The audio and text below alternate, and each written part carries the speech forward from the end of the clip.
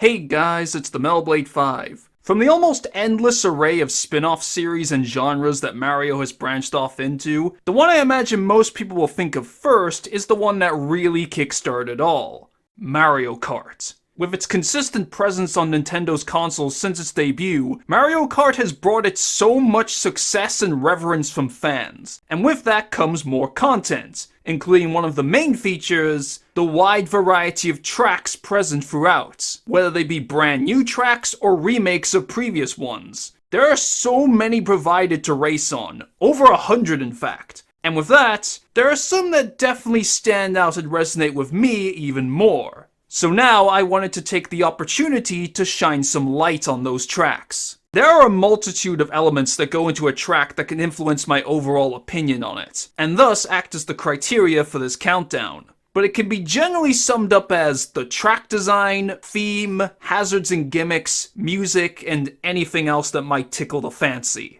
And just to note, I'm mainly looking at these tracks from their original appearances, but I will factor in any substantial differences from their remakes if they further raise my opinion on them. Yet in spite of all that, this list was still very difficult to finalize. There were so many tracks that I really liked that sadly missed out on making it, because they just didn't quite hit that sweet spot for me. And much to my own surprise too, not a single Rainbow Road ended up on here. So all the die-hard Rainbow Road fans will probably want to leave now. But on the upside, I guess it does give the chance for a few tracks I find to be overlooked to get some recognition for once. So with all that said and done, it's time we took a look at the final placements in the Countdown Cup of my favorite Mario Kart tracks.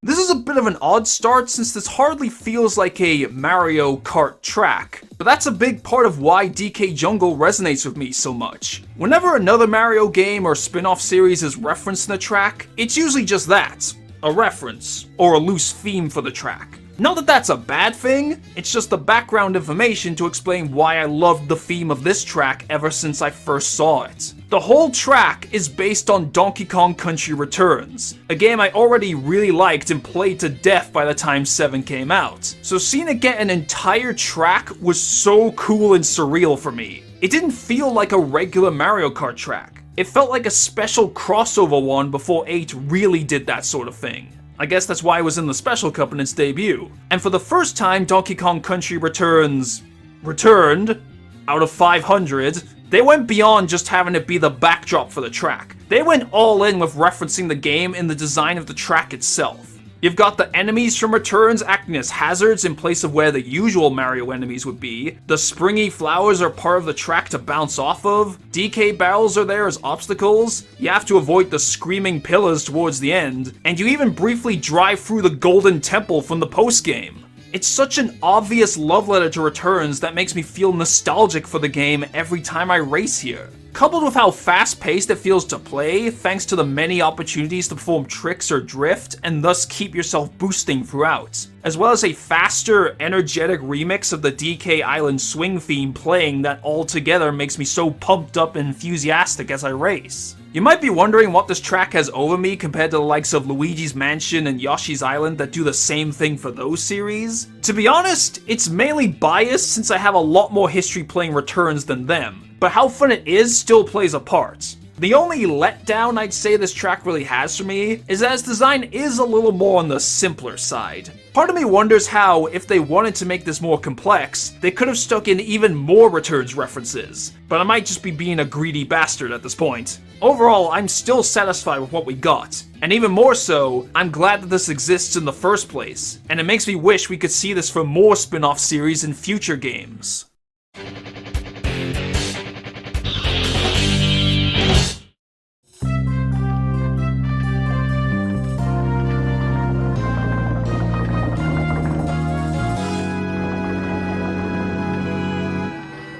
Tracks that stand out from the usual themes and layout conventions in some form or another tend to resonate with me more, which is something that TikTok Clock strongly highlights in both areas. Based on the level from Super Mario 64, in a more direct reference, this track has a very heavy mechanical theme to it, a theme that I feel has been hardly utilized in the series and has lots of untapped potential, with said potential being on display throughout the track design. The shape of the track is very circular at points, giving it a rather unique layout, but what's in those sections is even more noteworthy. You've got two clock faces to drift around and use dash panels, while having to avoid the clock hands, and a long straightaway going over a bunch of gears turning in different directions, influencing the momentum of the cart, but giving you even more speed if you drift in their directions. In a similar manner, there are two gears before the finish line that alternate directions, as a precursor to the escalators from Coconut Mall, which I always like to use to get a last-ditch boost before the end by driving on the one going the right way.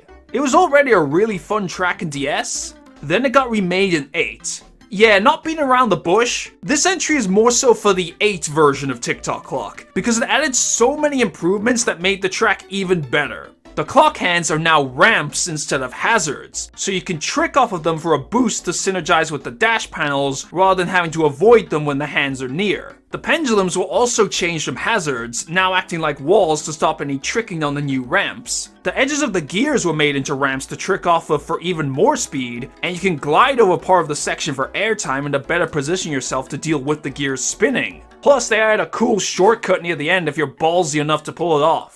There are an insane number of chances to boost here, even without mushrooms. All these changes make the gimmicks of the track feel more complete with one another, working together better like gears in this machine. And that's not even mentioning the updated visuals making the clock more complete, unlike the original being in an empty room. But whichever version you're looking at, it still is quite a unique track with a lot of potential for chaotic, speedy moments. One that, while not being ignored by players, is still somewhat overlooked, which I think it doesn't deserve.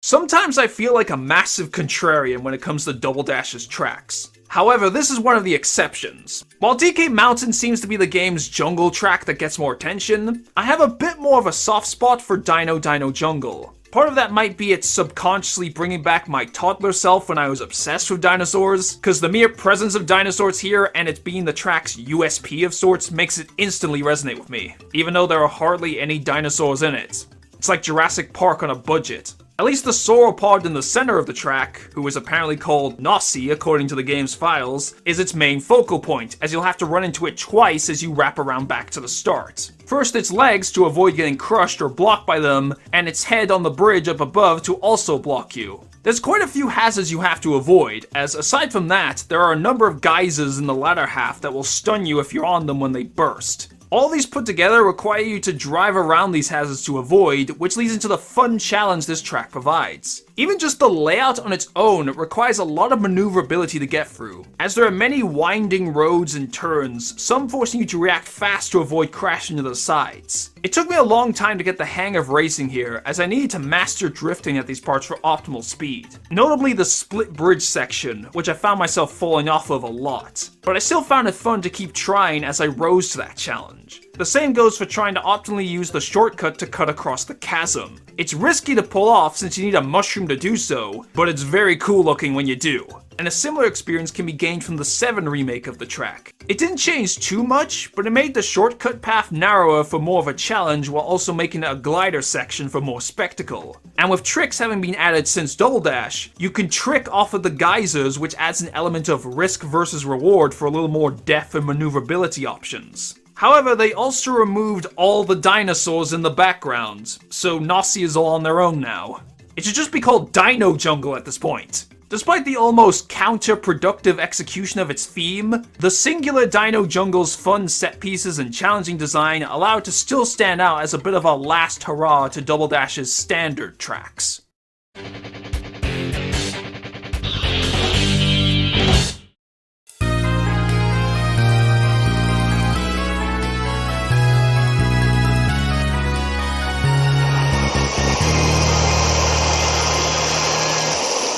In possibly the weirdest yet coolest change of pace they could take for a Bowser track, we have Koopa City, as opposed to the American name of the track, Neo Bowser City, which sounds so much better. Why the European version uses Bowser's Japanese name is beyond me. Anyway, Bowser decided to step away from all the lava and stone of his castle and instead build an entire futuristic city. The theme alone does play a pretty big part in why I like this track so much, because it's so unique for Mario Kart and hasn't really been done since, unless it's an F-Zero reference, so it makes it so memorable too. On top of the fact that the visuals are just cool to look at, while with all the neon lights and signs, futuristic looking buildings and metal structures like the bridge, it really sells the vibe they were going for, with a hint of daunting feel to it to match its connection to Bowser. That daunting feeling can also come off as you're playing this track, cause while it's not super hard overall, it does have a few tricky turns here and there that can mess you up if you haven't mastered them.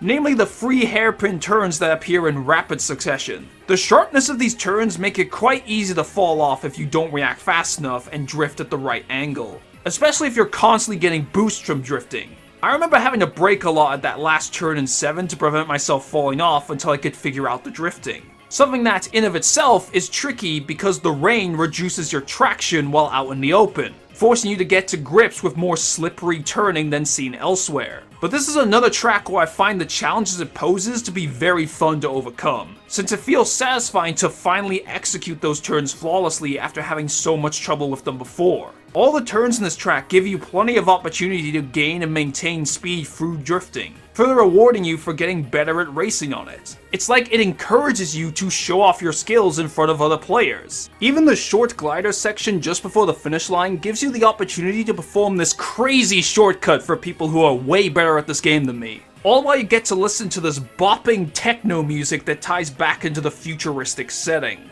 So now only one question remains. What was going through Bowser's head when he decided to build this place? In 2077, what makes someone a criminal? Getting caught.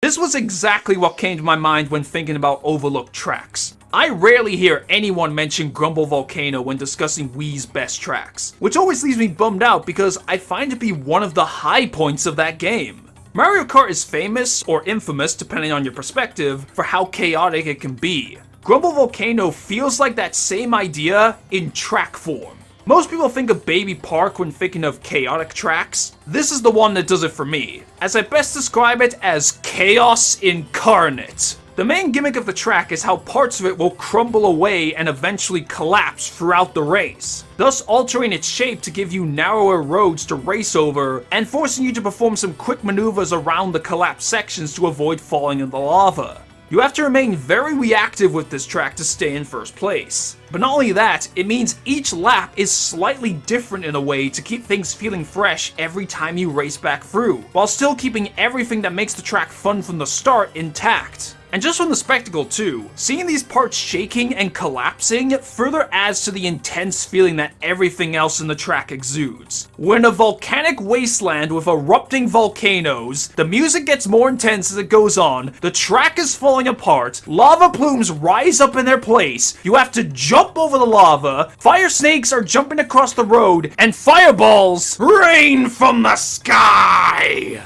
Then there's the usual Mario Kart chaos happening in addition to all of that. With both of those put together, it becomes absolute insanity, which you must fight against to simply stay on course and win the race. There's also multiple split paths you have to decide between as part of that to force you to think and act fast upon. Half have a path with dash panels that make them the better option, but it isn't always the easiest to get to them. And the biggest split path at the end forces you to make quick and sharp turns to avoid falling off in later laps. All the chaos of this track makes me so excited as I play it, since it's always keeping me on my toes. As a kid, when I would play Wii all the time, this was one of my go-to tracks. It's the only time I've ever been a thrill seeker, and the 8 remake's updated graphics and lighting makes it look even more like the apocalypse is happening. There hasn't quite been a track since that's really captured that same exciting chaos feeling. But on the upside, it makes Grumble Volcano feel much more memorable.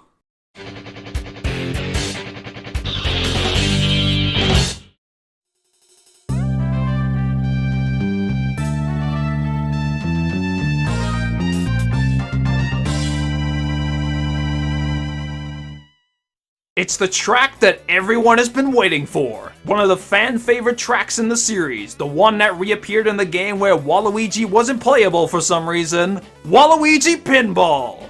I don't know if I can say anything that hasn't already been said about this track by everyone else on the internet, but I will try. We are either inside a giant pinball machine or have shrunken down into a regular sized one, filled with Waluigi's iconography. Perfectly in line with how Waluigi is always the wildcard character who gets the weirdest and most random things associated with him. This is another track that has a very unique theme, both at its debut and even still today, making it stick out from the crowd of every other track in the series in the best way possible. Even the design of the track supports that, as they reflected the theme to perfection in its structure and set pieces. At the start, you get shot up to the top of the machine via the pinball launcher, then you have to race back down the machine and into the gobble hole to complete the lap, with the way down being a long, winding road before reaching the open area of the main table with bumpers and flippers. The many turns on the winding road give you so many opportunities to pull off wider drifts to get a greater boost for an equally greater sense of constant speed. Some turns even letting you pull off proper initial D style drifts. But along the way, you also have the hazard of the actual pinballs rolling down the track, meaning the most optimal way to race here is to drift while simultaneously avoiding hitting the balls, which can require you to perform some tight or precisely angled turns depending on your position that makes you tense as you do them.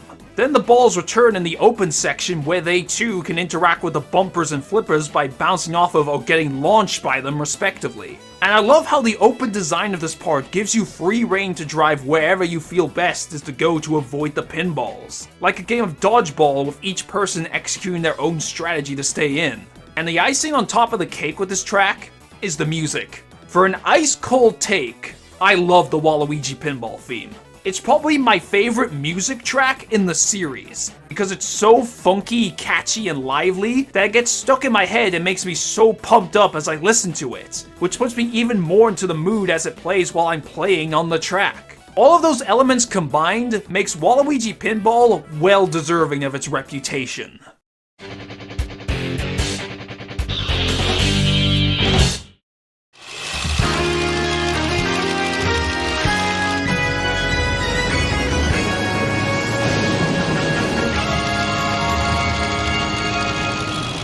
Eight is the game that probably missed out the most on its new tracks making it onto the list, but I knew Cloud Top Cruise had to make it, as it encapsulates a lot of what I love about 8's track design. For starters, while this isn't the first Sky themed track in the series, it definitely fleshes out that theme the most. You've got the clouds, of course, but there's also the giant beanstalk coming out of a question mark block in reference to the vine blocks in the mainline games. Bowser's airships appear in the background, and you even briefly drive on one at one point. And there's a section inside a thundercloud with the hazard of lightning inside. Almost everything you'd associate with the Sky and Mario games is featured here, giving the track a lot of variety in both visuals and design. As for the gameplay, I can't quite put my finger on why, but your momentum feels really fast here, even for 8's faster sense of speed in general. This creates a very exhilarating feeling as well that keeps me in the zone as I race through it, which in tandem plays into the aspects of the track that you have to keep pace with, like some of the sharp turns, obstacles, and the risky shortcut right before the finish line.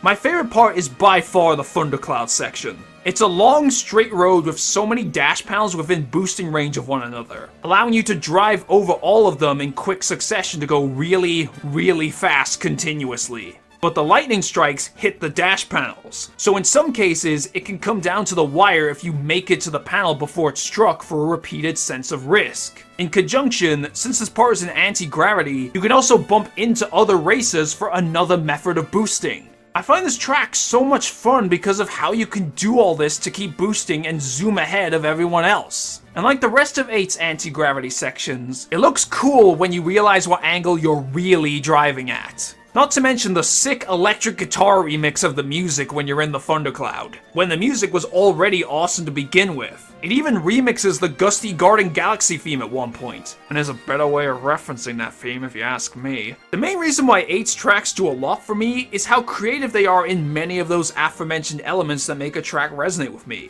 And with its clever use of theme, sincere love put into the references, and the awesome use of the game's mechanics, Cloudtop Cruise is a prime example of that.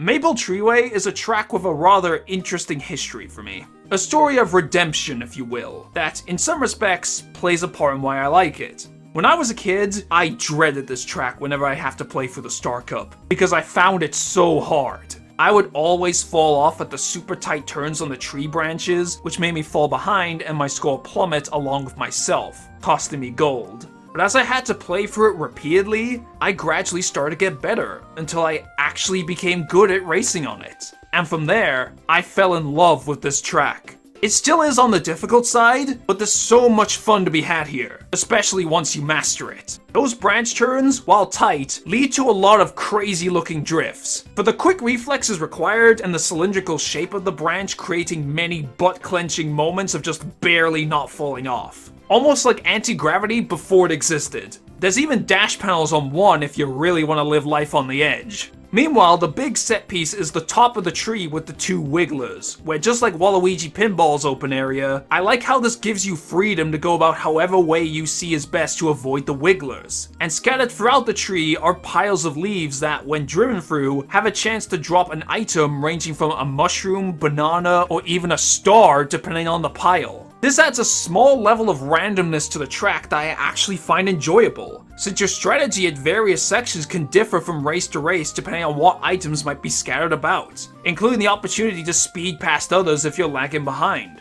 which is also present towards the end with the rope bridge waving in the wind, allowing you to perform trick after trick on the way down that I have an absolute blast doing. That continues with tricking off the tree roots afterwards. It might be my favorite part of a track that has so many high points for me, which is why it disappoints me so much that they took out the bridge in all future appearances. At least some of the other high points like the numerous fast-paced sections remained. In this gorgeous setting of an autumn forest filled with bright colors to let it stand out from all the other forest-themed tracks. For Wii graphics, Maple Treeway looks so pretty, which I really liked about the track even when I dreaded it. So after growing to love the track design, it allowed me to appreciate both more, where all in all, playing on it just makes me feel happy.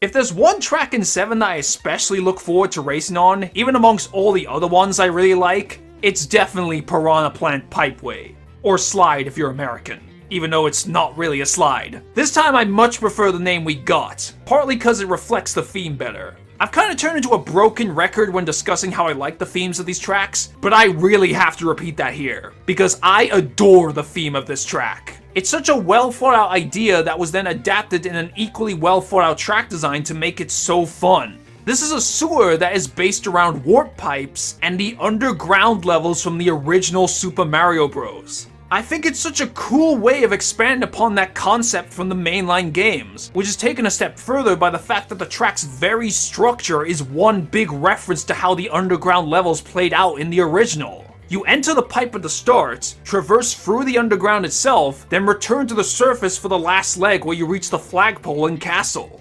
I find it so awesome how they managed to recreate all that within Mario Kart. And there's so many other, even very subtle references that show they genuinely understood the original instead of it just being for show. Just makes the experience of playing the track more uplifting from how great it already is from just its design. The beginning section features running water that, when driven in, gives you additional forward momentum, which is a mechanic I love for how much speed it gives you, and how fun it is to try to stay in the water as much as possible to capitalize the most on it. Then there's the other major section for the underwater pipe, containing multiple currents that affect your movement, including reaching the ramp above and jumping over the piranha plant in the middle. It's already fun and with good spectacle as is, but 8 made this part even cooler, turning it into a huge wide turn in anti-gravity for more speed and one long drift, as well as slight tweaks to the currents to make them more effective in aiding you. They even made the entrance to this part more dramatic, afterwards having a glider section that is dramatic in both games of flying over this bottomless pit, avoiding water pouring out of the drain pipes to reach the ending stretch of the level. All of Piranha Plant Pipeway is such a blast for me to play, with the design and gimmicks taking full advantage of the theme, in which the theme is another huge draw for the track. All of those endearing elements come together to the point that it just clicked with me the very first time I played it, and makes it my favorite track. In 7.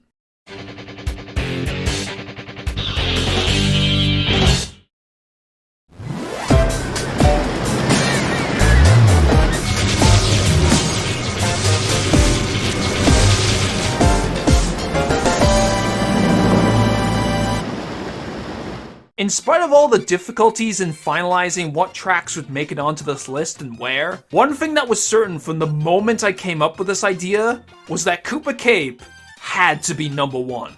I've loved this track so much ever since I was a kid. Within the Mario Kart game I put the most time into, Koopa Cape was by far the track I played the most. It was the go-to one for me. And the biggest reason behind that is purely to do with how much fun this track is to play thanks to its gimmick, design, and how they complement one another. As after the first of many dramatic looking jumps and bendy turns to pick up momentum, you reach the progenitor of the running water seen in Piranha Plant Pipeway. However here, it is present for the majority of the track, meaning the extra speed and ideal aim of staying in the water that I talked about there is also present, and to a much greater extent. The initial section in the woodlands gives me pure excitement from how fast the water makes you go and carries your momentum, especially when driving alongside other racers. It feels like going down a slide at a water park. And you even have item boxes flowing down the river to give you an additional challenge of trying to catch up to them if you need them. Meanwhile, there are several ramps, one of which, alongside a path on the right with guaranteed item boxes, take you out of the water. So there's also a bit of strategy here in which you have to weigh up your options on which is the best course of action to take in your current situation. The half-pipe beforehand also has this element as like an introduction to that idea. And after this section, it immediately goes into the other best part of the track, dropping you down into this glass underwater tunnel. I love the aesthetics of this section, with how you can see the underwater landscape and fish on the outside through the glass. It reminds me a lot of those tunnels you see in aquariums, which I always loved as a kid. Within this tunnel, the running water reappears to give you that extra speed again, while also having these spinning zappers as hazards you have to avoid. So it can also be risky staying in the water and lead to a lot of close calls of narrowly avoiding them. And sometimes it might be best to drive out of the water to better avoid them. But I still try to stay in as much as possible, with its shorter width forcing your driving to be more precise to fully capitalize on it. Then as you're launched out, you have one final turn with one last instance of water. But this time, it works against you by trying to push you off, unless you have a mushroom to boost through, in which it then becomes a shortcut. And with that, the next lap begins for you to ride all the way back down again.